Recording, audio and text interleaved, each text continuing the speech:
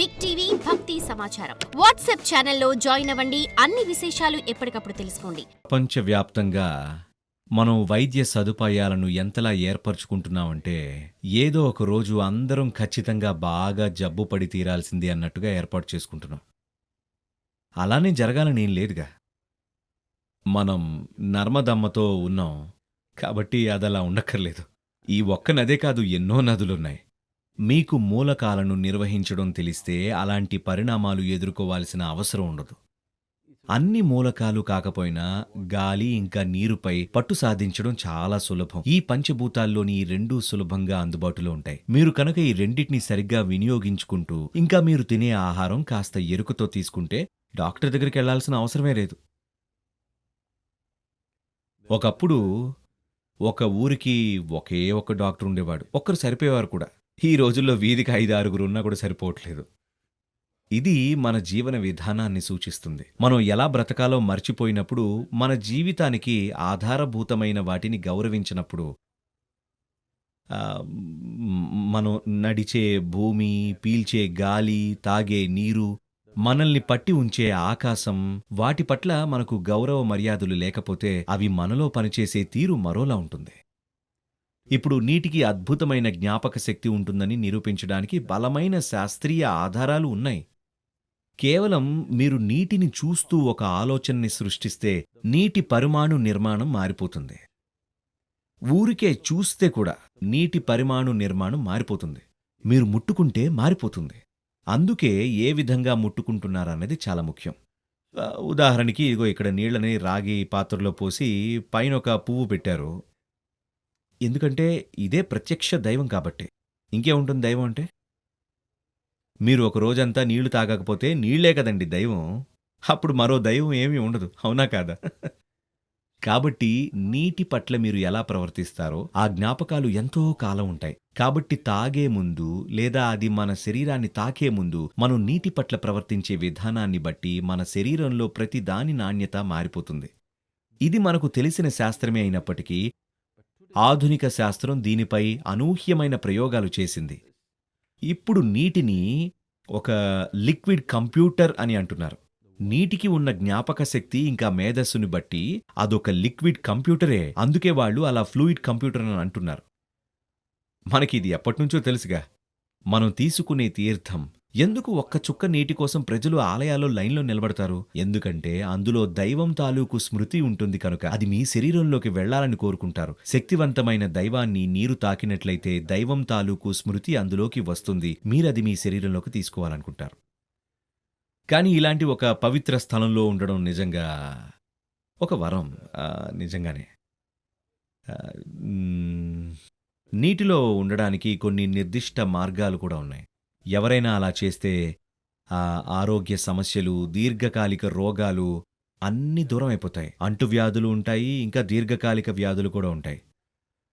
అంటువ్యాధులు బయట నుండి దాడి వల్ల వచ్చేవి. ఇక సూక్ష్మజీవులు మన శరీరంలోకి ప్రవేశించి ఇబ్బంది పెడతాయి. దీనికోసం మీకు డాక్టర్ అవసరం. మీరు పోరాడి వాటిని బయటకు పంపించేయాలి. మనం సాధారణంగా రసాయనాలతో వాటి మీద పోరాటం చేస్తాం. కానీ 70% పైగా శారీరక సమస్యలు మనమే స్వయంగా తయారు చేసుకుంటూ ఉన్నాం తెలుసా? మనంతట మనమే వాటిని తయారు చేస్తాం.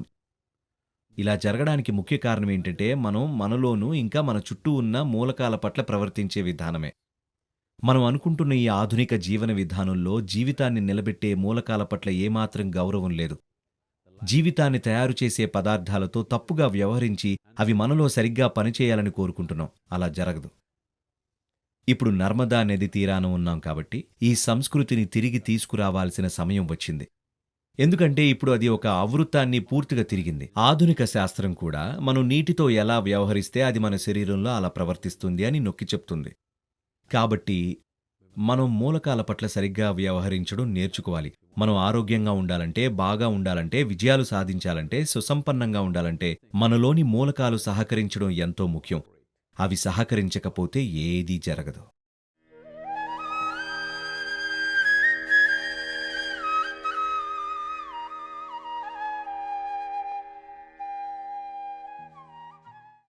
మీరు నీటితో వ్యవహరించే విధానాన్ని మార్చుకోవాలి. కనీసం తాగే నీటితో. ఇప్పుడు అందరూ ప్లాస్టిక్ బాటిల్స్‌లో నీళ్లు తాగుతున్నారని నాకు తెలుసు. అదే మీరు లోహ పాత్రల్లో ప్రత్యేకించి రాగి లేదా రాగి మిశ్రమంతో చేసిన పాత్రలో నీటిని ఉంచితే ఆ నీటి స్వభావమే మారిపోతుంది.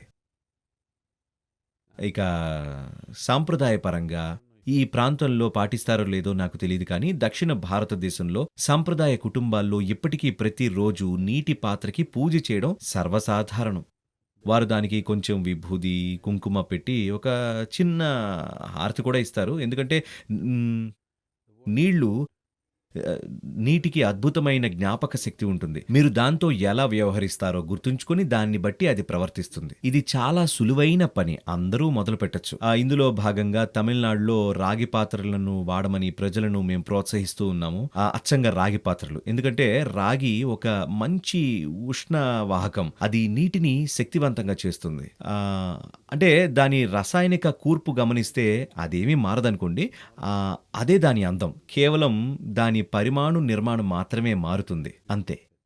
It's only the molecular structure of the water that will change. మీరిది గమనించే ఉంటారు. ఉదాహరణకి మీరు ఎప్పుడైనా నర్మదాలో ఎక్కడైనా జలపాతం ఉందండి? ఒక జలపాతం ఉందా? ఒక 20-25 అడుగుల ఎత్తు నుండి నీరు కింద పడుతూ ఉంటే కింద పడిన వెంటనే మీరు ఆ నీటిని తాకితే పట్టులాగా ఉంటుంది. ఎప్పుడైనా గమనించారా అండి? ఎందుకంటే నీరు అంతర్స్ఫోటనం చెందడం వల్ల దాని పరిమాణు నిర్మాణం మారుతుంది. కాబట్టి తాకినప్పుడు వేరుగా అనిపిస్తుంది. ఈరోజు వాటిని ఏదో అంటున్నారు, వాటర్ ఇంప్లోడింగ్ మెషీన్స్గా రూపొందించారు. ఒక యంత్రంతో నీటిని ఇంప్లోడ్ చేయవచ్చు. ఇది ఒక నిర్దిష్ట విధంలో చిలికి నీటిలో అంతర్స్ఫోటనం కలిగిస్తుంది. ఇంప్లోడింగ్ మెషీన్లు ఉపయోగిస్తే ఇప్పటి వ్యవసాయ విధానాలనే ఉపయోగిస్తున్న ప్రస్తుతం నీటి వాడకంలో కేవలం 10% నీటిని ఉపయోగించే మొక్కల్ని పెంచొచ్చని కనుగొన్నారు తెలుసా? అప్పుడు నీటి వినియోగం బాగా తగ్గుతుంది. కేవలం 10% నీటితో పంటలు దిగుబడి ఇస్తాయి. ఎందుకంటే అంతర్స్ఫోటనం చెందిన నీరు పట్టులాగా ఉంటుంది. అప్పుడు మొక్కలకి చెట్లకి ఉపయోగపడే సామర్థ్యం ఎంతో మెరుగ్గా ఉంటుంది. కాబట్టి మీరు వ్యవసాయం చేసేవారైతే ఇంప్లోడింగ్ మెషీన్లు కూడా వచ్చేసాయి. యూకేలో కొంతమంది పేటెంట్ కూడా తీసుకున్నారు. మేము కొన్ని మెషిన్లని తీసుకొచ్చి తమిళనాడులో రైతులకు సహాయం అందించడానికి ప్రయత్నం చేస్తున్నాం కూడా. అప్పుడు రైతులు అంతర్స్ఫోటనం చెందిన నీటిని ఉపయోగించవచ్చు. దాంతో పొలాల్లో వాడే నీటి వినియోగం గణనీయంగా తగ్గుతుంది. ఎంత సమయం నీటిని పంప్ చేస్తారో ముఖ్యం. కరెంటు ఉచితం కాదు కదా. రైతుకి అది భారమవుతుంది.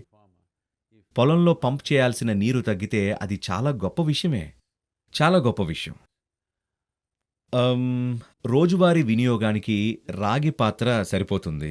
ప్రతిరోజు మీరు చేయాలనుకుంటే కుదిరితే ఒక దీపం వెలిగించి ఒక చిన్న పువ్వు పెట్టి చూడండి. ఆ నీరు ప్రవర్తించే విధానం మారిపోతుంది. మీరు తాగే ముందు ఒక్కసారి ఒక్క క్షణం కృతజ్ఞతతో, గౌరవంతో ఉండాలి. ఎందుకంటే నీరు జీవిత మూలకం కాబట్టి.